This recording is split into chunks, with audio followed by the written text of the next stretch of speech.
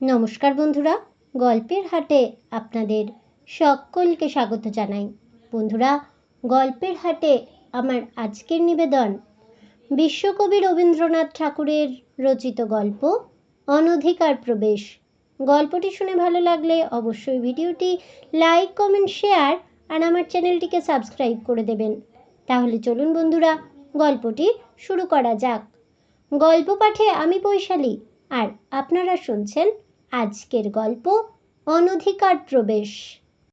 একদা প্রাতঃকালে পথের ধারে দাঁড়াইয়া এক বালক আর এক বালকের সহিত একটি অসম সাহসিক অনুষ্ঠান সম্বন্ধে বাজি রাখিয়াছিল। ঠাকুরবাড়ির মাধবী বিতান হইতে ফুল তুলিয়া আনিতে পারিবে কিনা ইহা লইয়া তর্ক। একটি বালক বলিল পারিব, আর অপর একটি বালক বলিল কখনোই পারিবে না। কাজটি শুনিতে সহজ, অথচ করিতে কেন সহজ নহে তাহার বৃত্তান্ত আর একটু বিস্তারিত করিয়া বলা আবশ্যক। পরলোকগত মাধবচন্দ্র তর্ক বাচস্পতির বিধবা স্ত্রী জয়কালী দেবী রাধানাথ জিউর মন্দিরের অধিকারিণী। অধ্যাপক মহাশয় টোলে যে তর্ক বাচস্পতি উপাধিপ্রাপ্ত হইয়াছিলেন, পত্নীর নিকটে একদিনের জন্য সে উপাধি সপ্রমাণ করিতে পারেন নাই। কোনো কোনো পণ্ডিতের মতে উপাধির সার্থকতা ঘটিয়াছিল, কারণ তর্ক এবং বাক্য সমস্তই তাহার পত্নীর অংশে পড়িয়াছিল। তিনি পতিরূপে তাহার সম্পূর্ণ ফল ভোগ করিয়াছিলেন। সত্যের অনুরোধে বলিতে হইবে, জয়কালী অধিক কথা কহিতেন না, কিন্তু অনেক সময় দুটি কথায় এমনকি নীরবে অতি বড় প্রবল মুখ বেগ বন্ধ করিয়া দিতে পারিতেন। জয়কালী দীর্ঘাকার, দৃঢ় শরীর, তীক্ষ্ণ নাসা, প্রখর বুদ্ধি স্ত্রীলোক। তাহার স্বামী বর্তমানে তাহাদের দেবত্ব সম্পত্তি নষ্ট করিয়াছিল।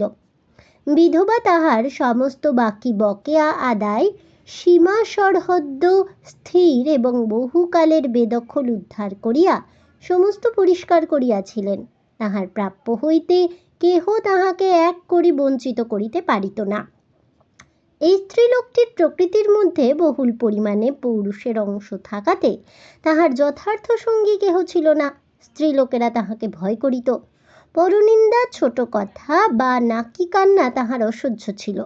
পুরুষেরাও তাহাকে ভয় করিত, কারণ পল্লীবাসী ভদ্রপুরুষদের চণ্ডীমণ্ডপগত অগাধ আলস্যকে তিনি এক প্রকার নীরব ঘৃণাপূর্ণ তীক্ষ্ণ কটাক্ষের দ্বারা ধিক্কার করিয়া যাইতে পারিতেন, যাহা তাহাদের স্থূল জড়ত্ব ভেদ করিয়াও অন্তরে প্রবেশ করিত।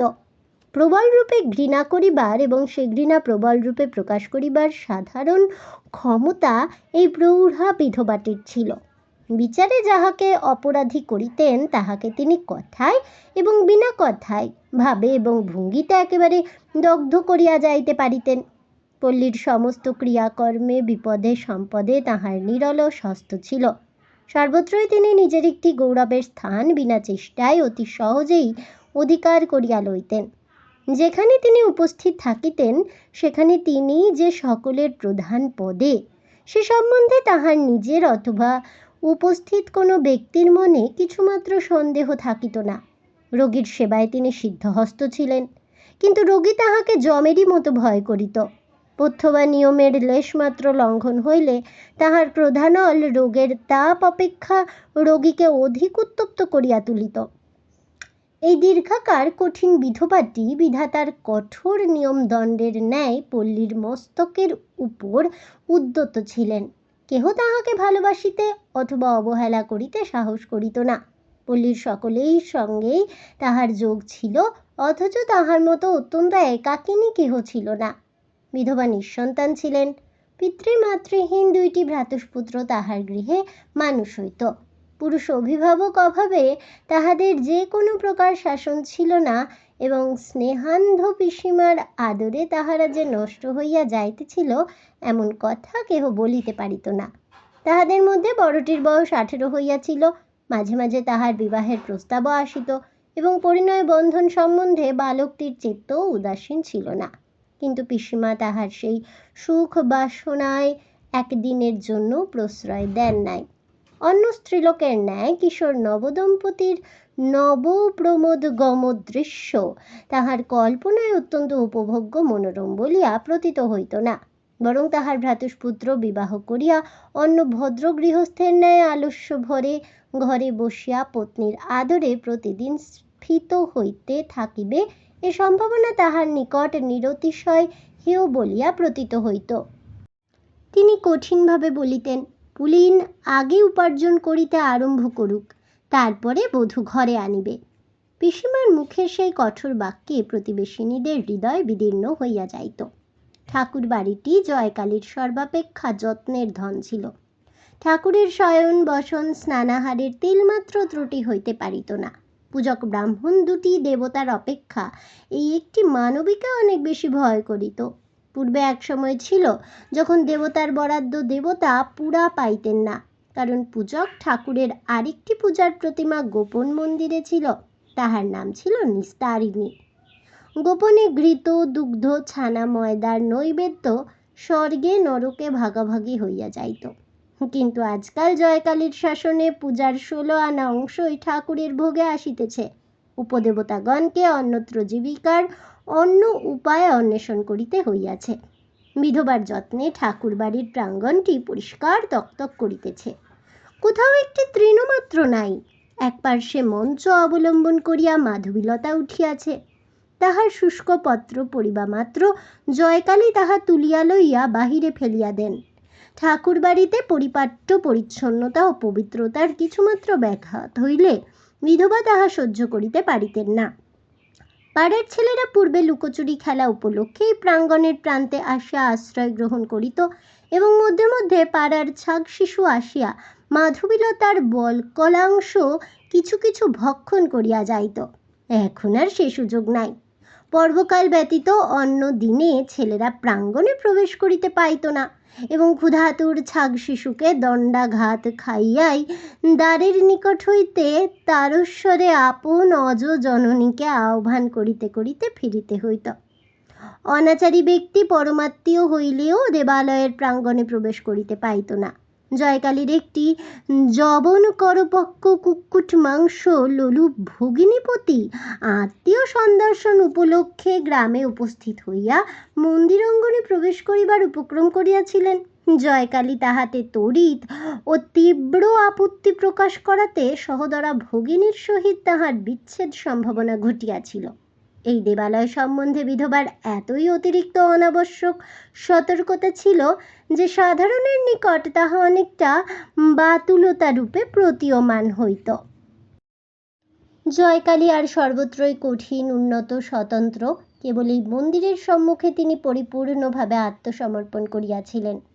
এই বিগ্রহটির নিকট তিনি একান্তরূপে জননী, পত্নী, দাসী। ইহার কাছে তিনি সতর্ক, সুকোমল, সুন্দর এবং সম্পূর্ণ অবনম্র। এই প্রস্তরের মন্দির এবং প্রস্তরের মূর্তিটি তাহার নিগূঢ় নারী স্বভাবের একমাত্র চরিতার্থতার বিষয় ছিল। ইহাই তাহার স্বামী, পুত্র, তাহার সমস্ত সংসার।